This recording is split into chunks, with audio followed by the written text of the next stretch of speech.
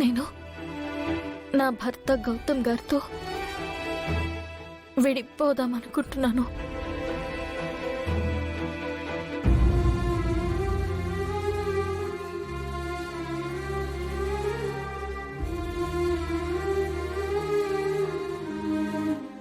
గౌతమ్ గారు,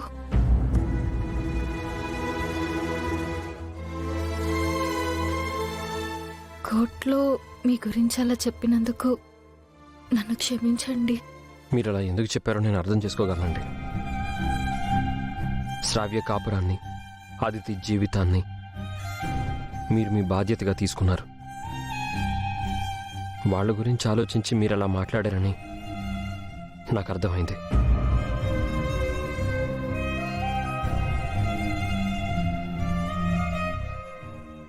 అలాగే మీరు కూడా నా వైపు నుంచి ఒకటి అర్థం చేసుకోండి.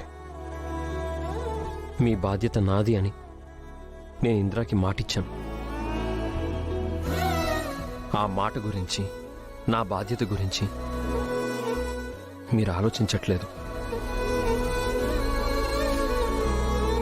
నేను మీ గురించి ఆలోచించడం కాదండి, మీరే శ్రావ్య అదితిల గురించి ఆలోచించాలి. ఈరోజు మనం విడాకులు తీసుకోకపోతే శ్రావ్య కాపురం ఏం కావాలి? నా కాపురం కోసమని నీ కాపురం వదులుకుంటావా వదినా?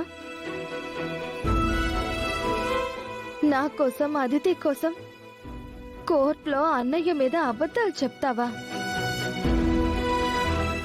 అలా చెప్తేనే మాకు విడాకులు వస్తాయి శ్రావ్య. వద్దొదినా, మీరు విడిపోకూడదు, ఎప్పటికీ కలిసే ఉండాలి.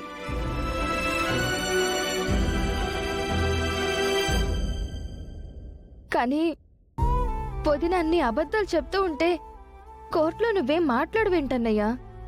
అవన్నీ నిజాలు కావు, అబద్ధాలు అని చెప్పాలి కదా. నా కోసం మౌనంగా ఉన్నావా? వద్దన్నయ్యా, నా కోసం ఇప్పటికే మీరెంతో చేశారు. నాకు అమ్మా నాన్న ఎంతో, నువ్వు వదినా అంతే. అమ్మా నాన్న విడిపోవాలని ఎవరూ కోరుకోరు కదా. అలాగే మీరు కలిసి ఉండాలి.